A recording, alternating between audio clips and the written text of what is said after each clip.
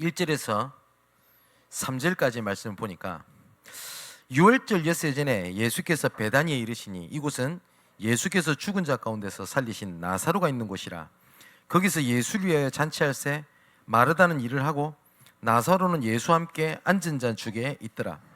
마리아는 지극히 비싼 향유 곧 순전한 나드 한 근을 가져다가 예수의 발에 붓고 자기 머리털로 그의 발을 닦으니 향유 냄새가 집에 가득하더라. 이렇게 되어 있습니다. 5월은 가정의 달입니다. 그죠? 그래서 5월을 세상에서도요, 5월을 가정을 기억하고 소중히 여기는 그런 의미를 담고 있기도 합니다. 그래서 원래 절기로 따지면 5월은 어린이 주일, 그 다음은 어버이 주일, 그 다음에 스승의 주일, 이런 식으로 진행이 됩니다. 그래서 특히 5월에는 가정과 가문을 살리는 하나님의 은혜를 놓고 기도하는 한 달이 되면 좋겠다라는 생각이 듭니다. 그래서 이걸 맞춰가지고 그 올 한 달 동안 가정을 향한 우리 말씀을 우리 같이 계속 나누게 될 겁니다. 오늘 본문은 마리아, 그러니까 나사로, 마르다, 마리아의 가정에 하나님의 은혜가 임한 장면입니다. 우리 지난주에도 말씀드렸듯이 그냥 나사로가 죽게 됐다, 그 정도가 아니라고 말씀을 드렸죠. 그래서 그 가정은 통곡의 현장이었어요. 그런데 하나님이 이거를 어떻게 만드셨냐? 잔치 현장으로 바꾸신 겁니다. 하나님의 은혜가. 오전에 말씀드렸던 것처럼 이런 고민을 많이 합니다. 어떻게 하나님의 은혜를 받습니까? 어떤 형태로 받습니까? 여러 가지로 설명이 가능합니다. 그런데 근본은 구하는 자에게 하나님 주신다고 되어 있습니다. 그러면 어떻게 하면 돼요? 구하면 돼요. 또 두 번째 뭐라고 되어 있냐니까 3절에 보니까 하나님의 은혜로 인해서 마리아가 향유를 향한 헌신이요, 어떻게 되어 있냐? 집 안에 가득했다라고 기록하고 있습니다. 이뿐만 아닙니다. 세 번째로 보면 9절 11절 한번 봐야 되겠습니다. 우리 안 봤는데, 유대인의 큰 무리가 예수께서 여기 계신 줄 알고 오니 이는 예수만 보기 위함이 아니요 죽은 자 가운데서 살리신 나사로도 보려 함이라. 예수님만 본 것도 아니고요, 나사로도 보기 원했어요. 말씀과 증거를 같이 보는 거죠. 그랬더니 11절에 뭐라고 되어 있습니까? 나사로 때문에 많은 유대인이 가서 예수를 믿음이더라 라고 되어 있습니다. 근데 이 통곡의 현장이 복음에 대한 확산의 기회가 됩니다. 단지 뭐요? 은혜가 임했더니 통곡의 현장이 잔치 현장이 됐고요, 온 집안에 가득했고 뭐요? 나사로 때문에, 분명히 성경에 그렇게 되어 있습니다. 나사로 때문에 많은 유대인이 가서 예수를 믿음이더라. 그러면 이거를 우리가 그대로 적용하면 되겠죠. 나의 문제 때문에, 나의 어려움 때문에, 나의 고난 때문에 예수의 이름이 증거되게 하옵소서. 그 근본은 뭐예요? 은혜입니다. 은혜. 근데 우린 자꾸 증거를 가지고도 전달할 수 있습니다. 근데 성경에 보면 예수 이름이 전파됐던 것이 증거가 아니라 은혜였습니다. 은혜. 그래 놓고 우리가 조금 말씀을 좀 붙잡아야 될 것이, 가정과 가문에 대한, 복음화에 대한 하나님의 약속이 있습니다. 일단 구원받은 자에게 주시는 하나님의 첫 번째 약속이 가정복음화입니다. 그래서 이거는 나의 소원이기 이전에 하나님의 약속입니다.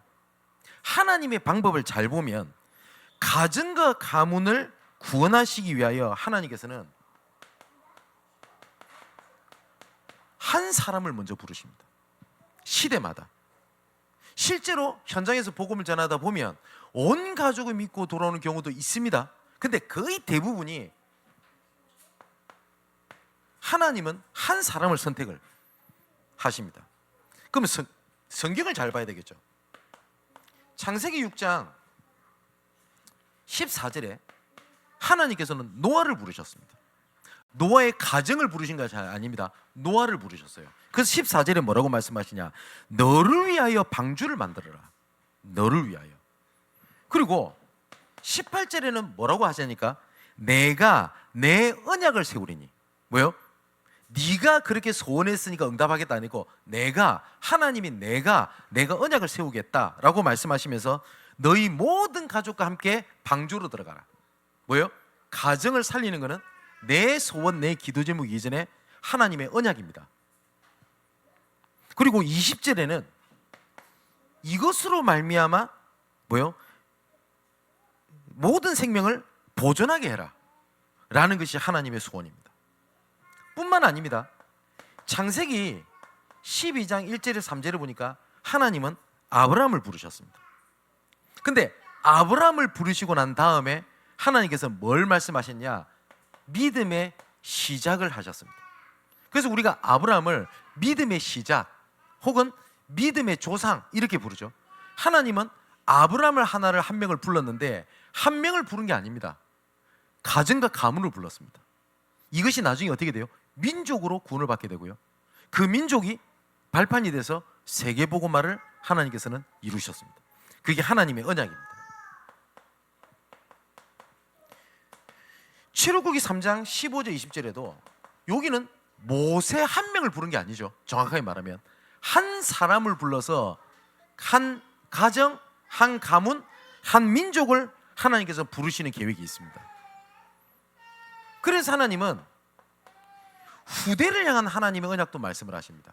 나 좀 이따 말씀드리겠는데 우리 렘넌트들이 조금 믿음을 가지고 같이 신앙생활하는 엄마든 아빠는 조금 도와줘야 돼요.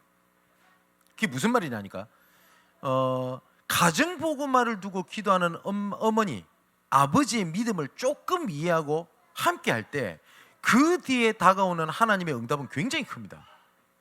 근데 거의 대부분이 우리 렘넌트들이 기억할 것은 가문복음화의 가정복음화에 가장 쏙이 타들어가는 사람은 믿는 여러분의 부모입니다.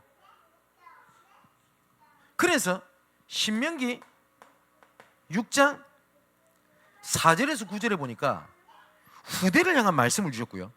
또한 여호수아 24장 14절에서 18절에도 여호수아도 마지막으로 죽으면서도 뭐라고 하냐? 나와 우리 가정은 여호와만 섬기겠다. 그러면서 뭐라고 얘기를 하냐? 너희들도 지금 선택해라 라고 얘기를 합니다. 우리가 지난주에 유아 세례를 했잖아요. 유아 세례는 세례를 받는 그 순간 그 유아가 구원을 받는다는 의미가 아닙니다. 무슨 의미냐? 나와 그리고 내가 키우는 내 자녀가 하나님만을 섬기겠습니다 라고 믿음의 고백입니다. 그래서 우리 렘넌트들이 조금 믿음에 대한 마음을 가지고 가정복음화를 위해 기도하는 여러분들의 어머니 혹은 아버지를 위하여 함께 기도할 필요가 있어요. 다섯 번째도 성경에 보면 하나님의 전도운동의 가장 기록을 세밀하게 해놓은 사도행전에도 보면 한 사람을 불러서 가정복음화를 시키는 역사가 굉장히 많이 기록되어 있습니다. 사도행전 10장에 보니까 고넬료가 하나님을 믿는 사람입니다. 그래서 베드로를 초청합니다. 그죠? 베드로를 초청할 때 베드로가 온다는 소식을 듣고 고넬료가 했던 일이 뭐냐? 자기 온 집안과 친척을 초청을 합니다. 그래서 사도행전 11장 14절에는 그가 너와 내 온 집이 구원을 받을 말씀을 내게 이르리라 함을 보았다 하거늘. 고넬료의 믿음 한 사람이 가정과 가문을 살리는 은혜가 있었습니다. 또 사도행전 16장 14절 15절에 보니까 루디아 한 명입니다. 루디아 한 명이 마음을 열어 말씀을 받은 것이 온 집이 다 세례를 받았다라고 기록되어 있습니다. 루디아 한 명이. 또 사도행전 18장 8절에 보니까 회당장 그리스도가 믿은 것이 집안 전체가 믿었고 뭐라고 기록되어 있냐? 고린도 사람도 듣고 믿어 세례를 받았다라고 되어 있습니다. 그래서 하나님께서 시대마다 쓰시는 하나님의 방법이 뭐냐? 한 사람을 통해서 일을 진행을 했습니다. 한 사람을. 그렇기 때문에 나는 우리 집에 한 사람만 믿고 있으니까 나는 우리 가정의 문제다라고 판단은 완전히 틀린 겁니다. 하나님은 바울 한 사람을 불렀어요.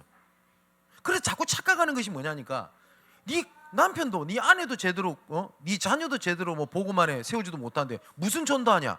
이거 진짜 완전 불신앙입니다. 우리가 일반적으로 생각할 때 수신제가 치국 평천하라라고 안 합니까? 바울도 로마서에 보면 내 고륙 친척이 구원을 받는다면 내 생명이 이름책에서 지어져도 좋다라는 고백이 나옵니다. 여기에 많은 학자들이 주석을 답니다. 그 고륙 친척이라고 말을 하는 것이 자기 가족이겠냐, 아니면 이스라엘 전체를 두고 하는 말이겠냐, 학자마다 의견이 달라요. 그런데 대부분 학자들이 뭘 보냐, 바울이 다른 서신서에 보면 이스라엘 민족이라는 단어를 썼지 왜 하필 거기 고륙 친척이라고 썼겠냐. 그럼 많은 학자들이 자기 가족이라고 봅니다. 그럼 바울이 세계복음화라는 시대적 전도자로 전 세계를 다니면서 복음을 전하는데 무슨 말이죠? 자기 가족은 예수 안 믿고 있었다 이 말입니다. 그럼 바울이 틀린 겁니까? 그렇지 않죠. 그래서 한 사람을 믿어서 하나님께서 이끌어가는 진행을 문제 삼지 말라는 겁니다. 하나님의 약속의 때를 내가 떼쓴다고 앞당기거나 내가 놓는다고 뒤처지는 것이 아닙니다. 왜냐니까 가정복음에는 하나님의 시간표가 하나님 손에 있어요. 하나님의 손에. 그래서 내가 이렇게 했더니 가정복음화 일찍이 되고 내가 좀 실수했더니 가정복음화 뒤처지고 그런 것은 아니라는 겁니다. 그럼 하나님의 때가 있다라는 거거든요. 근데 분명한 거는 하나님의 때, 시간표가 있기 때문에 가장 먼저 우리가 기억해야 될 것은 가정복음화는 하나님의 약속이라는 거예요.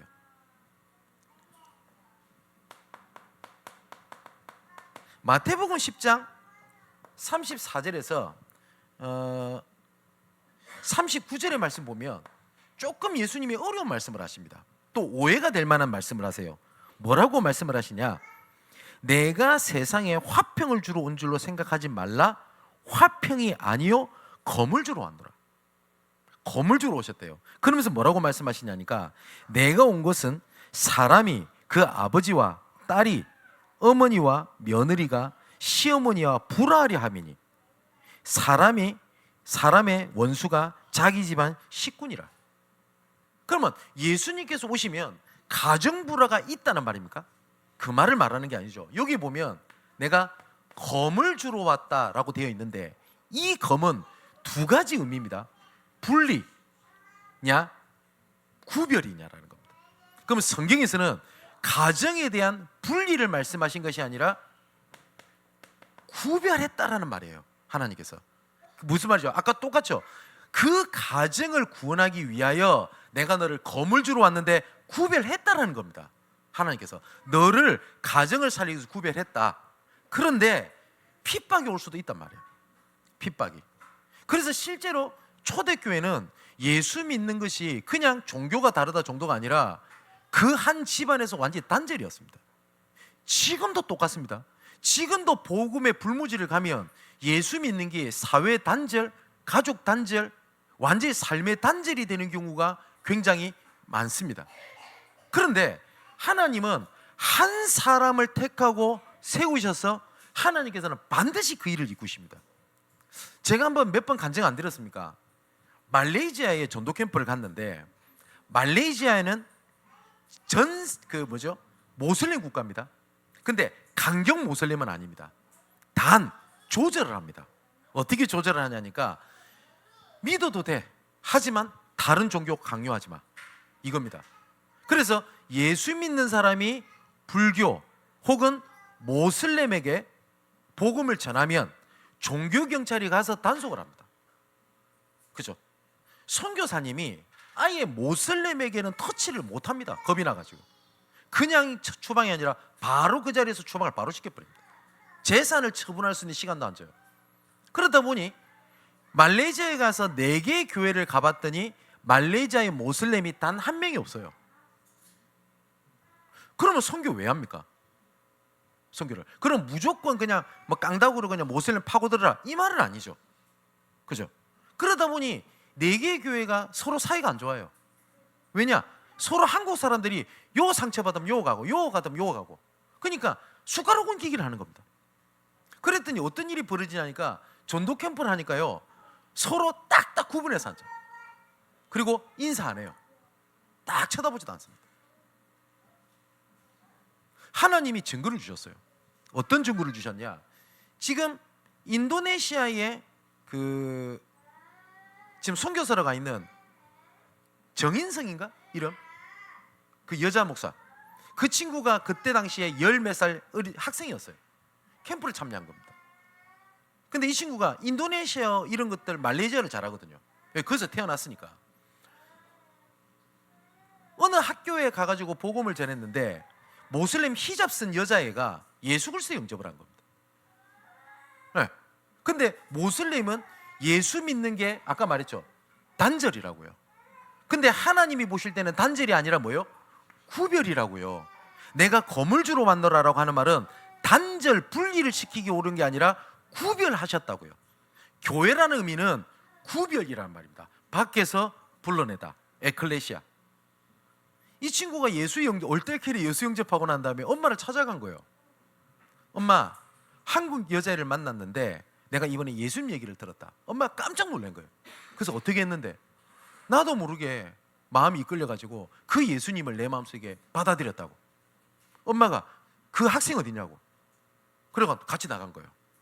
그랬더니 저기서 히잡 쓴 모녀가 막 오더래요, 자기한테. 얼마나 무서웠을까요, 그 친구가. 그 친구 지금 인도네시아 선교사입니다. 네. 너무 당황을 했대요. 그랬더니 묻더랍니다. 당신이 우리 딸한테 예수 얘기를 했냐? 그렇다는 거예요. 그랬더니 그 예수님에 대해서 얘기를 해봐라. 얘기를 했고요. 그랬더니 이 여자 엄마가 눈물을 흘리면서 그런 얘기를 하더래요. 내가 원래 예수 믿는 사람이라고. 그런데 내가 남편을 만났는데 모슬림 남편을 만난 거예요. 그래서 무조건 모슬림이 되고 히잡 써야 되거든요. 자기 마음속에 그렇게 걸림이 있었대요. 나는 예수 믿는 사람인데, 나는 하나님의 자녀인데. 근데 자기 딸이 예수님을 영접했다는 얘기를 듣고 이 사람 충격받은 거예요. 아, 하나님께서는 나의 기도를, 나의 가정을 포기하지 않으셨구나. 그래서 그 자리에 본인이 어떻게 했냐, 내 모슬림 히잡 벗겠다고 히잡 벗었잖아요, 그 자리에서. 그래서 전도 캠프 때 앉아 계셨던 겁니다. 그랬더니 4개 교회 목사님들 모슬림은 안 된다 이렇게 말했던 목사님이 처음에는 제가 기도 제목을 뭐라고 줬냐, 첫 번째, 모슬림을 향한 믿음에 도전하는 캠프를 한다. 그래서 제가 자꾸 웃으면서 이렇게 얘기했어요. 모슬림 복음 전할 거 아니면 모슬림에 왜 선교사로 계시냐고. 그렇지 않습니까? 그랬더니 제가 찾아와가지고 진 목사는 지금 모슬림 국가의 어려움을 잘 모른다. 지금 현실이 그렇고 상황이 그렇고 저도 잘 모릅니다.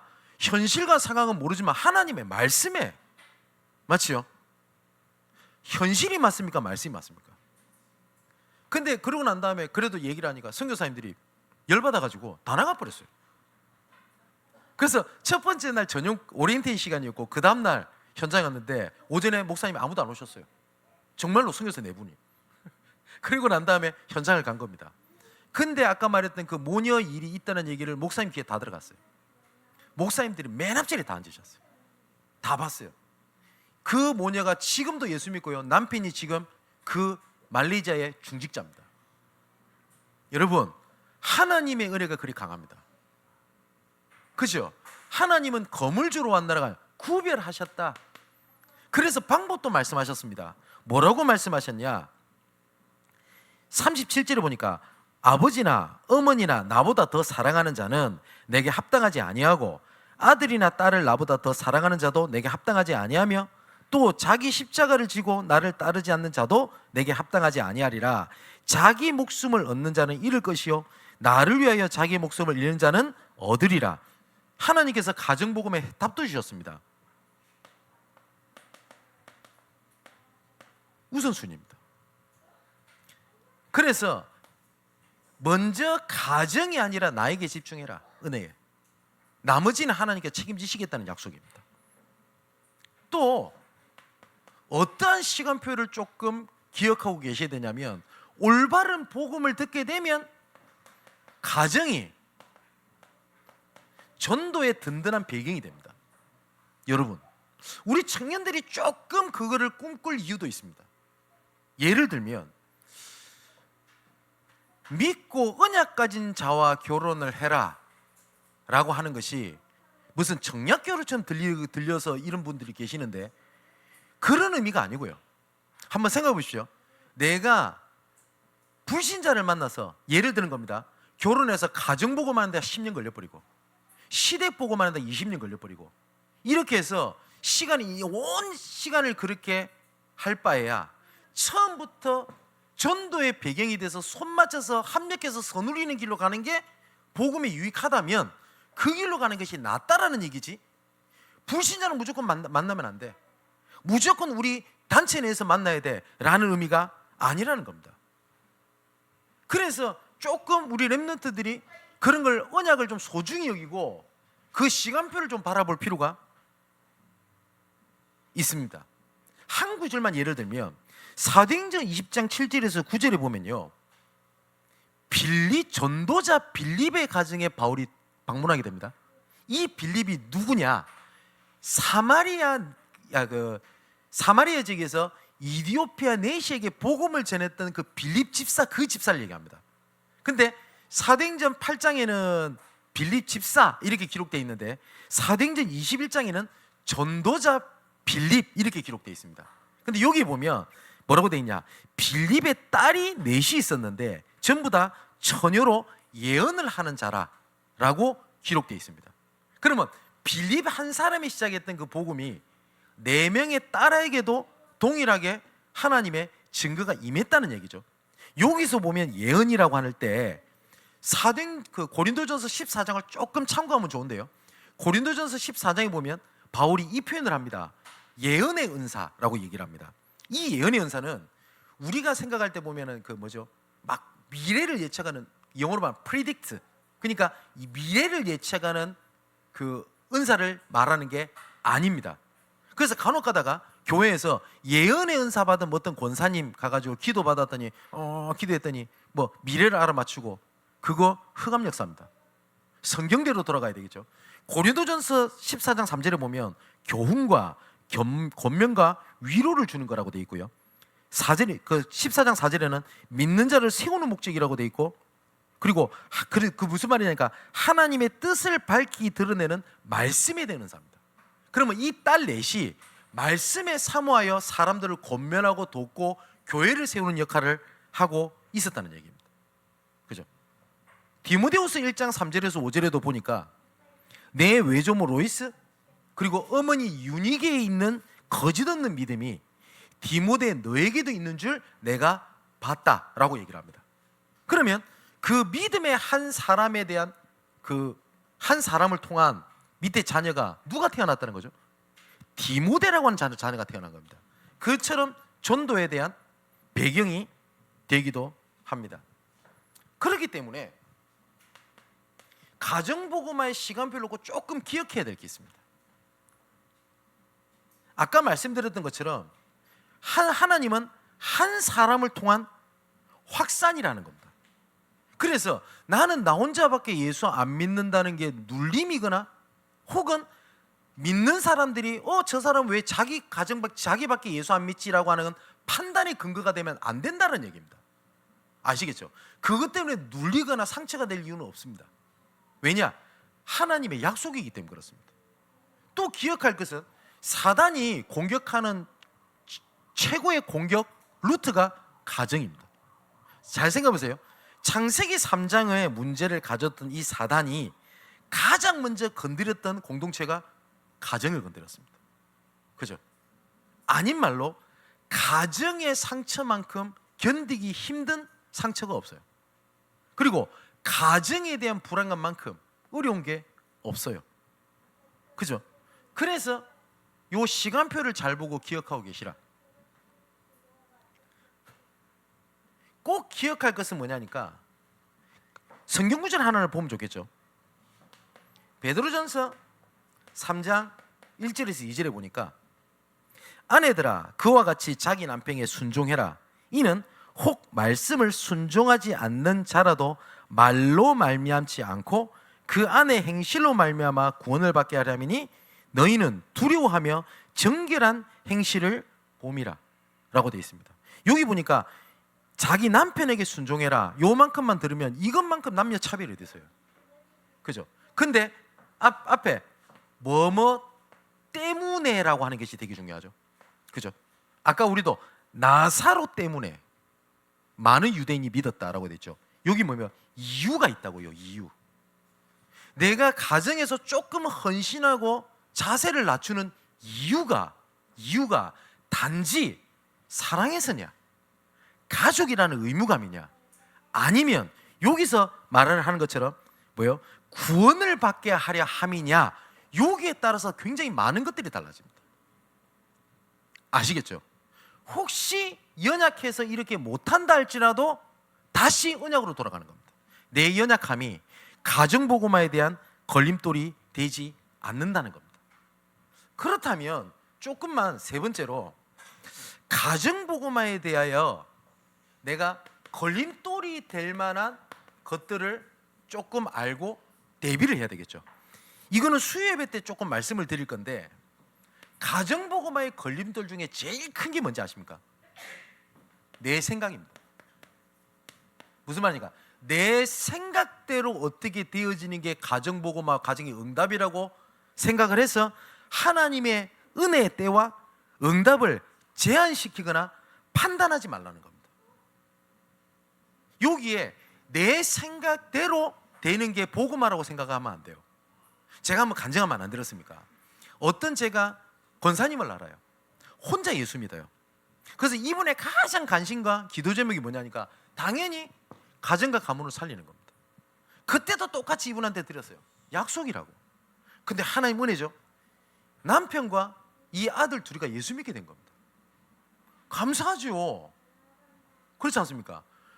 이런 일이 있다라는 얘기를 듣고 시간이 한참 지나서 이분을 만났어요. 그래서 제가 이런 얘기를 들었습니다. 권사님, 드디어 하나님이 응답의 때가 왔네요. 참 감사할 일입니다. 이랬더니 이분 대뜸 뭘 하는지 압니까? 예수 믿으면 뭐합니까? 제대로 신앙생활 안 하는데요. 이해는 돼요. 맞죠? 이해는 돼요. 근데 어느 날 감사하죠. 이 렘넌트의 둘이가 진짜 은혜를 받고요. 그때 당시 신학원도 가고 WRC도 가고 변해버립니다. 이 남편은 교회 중직자가 됐어요. 또 오랜만에 만났습니다. 권사님 축하드립니다. 그랬더니 이분이 뭐라는지 압니까? 그럼 뭐합니까? 삶이 안 변하는데 아차 싶은 거예요. 그래서 권사님한테 제가 이런 얘기를 했어요. 권사님, 내 마음에 안 든다 해야지. 내 남편과 내 자녀가 복음인데 왜 저렇게 사냐? 그 권사님 생각 아니냐고. 제가 좀 뭐라고 그랬어요. 그 삐졌는지 친구가 연락이 없어요. 그분 혹시 영상 보시고 있으면 연락 주세요. 화낸 거 아니니까. 보세요. 내 생각 뭐죠? 복음인데 왜 그래?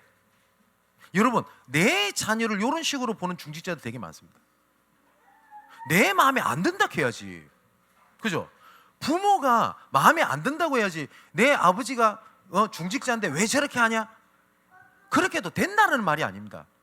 내 생각 틀에 복음이라고 하는 걸 제한시키지 말라는 겁니다. 무슨 말인지 아시겠죠? 복음인데 왜 그래? 하나님은 다르게 일을 진행하실 때가 많다니까요. 이사야 55장에 보면 내 생각과 네 생각과 다르고 내 길은 네 길과 다르다라는 겁니다. 또 걸림돌 중에 되는 것이 뭐냐니까 각 집안에 가지고 있는 종교에 대한 차이점입니다. 요때 쏟기가 쉬운 게 있어요. 뭐냐니까 자꾸 논쟁을 한단 말입니다. 논쟁을 하지 마시라는 거예요. 논쟁을. 복음은 논쟁이 아닙니다. 선포입니다. 또 걸림돌이 될 만한 것 중에 몇 가지가 있는데 그 중에 하나가 제사 문제입니다. 설이라든지 추석 때문에 요거 딱 걸릴 겁니다. 그죠? 그러면 제사를 지내야 됩니까? 안 돼야 됩니까?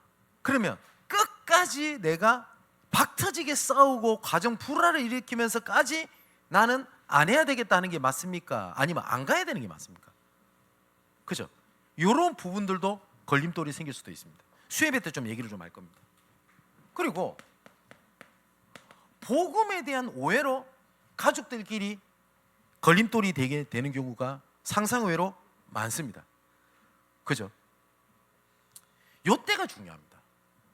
이럴 때 어떻게 조금 하는 게 좋냐 할 때 분명히 가족들은 표시 없이 지켜보고 있다는 사실입니다. 분명히 지켜보고 있어요. 분명히. 그래서 우리는 설명자가 아니라 증인으로 서야 된다는 겁니다. 그리고 가정에 혹시 문제가 생길 수가 있습니다. 갈등이라든지 이럴 때 좀 쏟기가 쉬워요. 하나님은 그때를 구원의 때로 하나님께서 이루실 때가 굉장히 많습니다. 기억하셔야 됩니다. 하나님께서는 구원을 이루시기 위하여 한 나라를 세우기도 하고 한 나라를 없애기도 하시는 하나님이십니다. 그런데 하나님은 우리가 계속 가정과 가문을 살려달라고 계속 기도하고 있는데 집안에 문제가 탁 생겨버리면 흔들려 버리는 거예요. 그죠? 내 생각에는 갑자기 뭐 변해야 될 것 같은데 하나님은 문제를 가지고 돌아오는 경우가 있습니다. 제가 말씀 안 드렸나요? 제 아버지가 얼마나 교회에 대한 상처가 많은 분인지 몰라요. 뭐 아버지 옛날 얘기를 들어보니까 젊을 때 신학교 갈 생각도 했대요. 근데 이런 거 아시죠? 안 믿어요 전혀.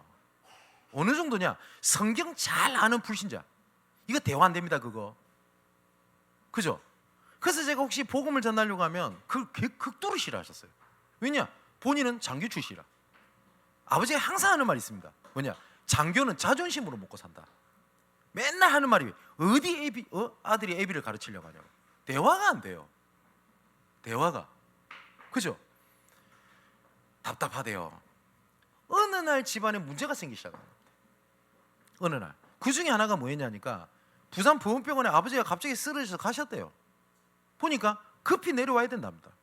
왜냐니까 보호자 한 명이 사인을 해야 된대요. 수술 들어갈 때. 뭐 심장 혈관 수술이기 때문에 뭐 잘못될 가능성이 크대요.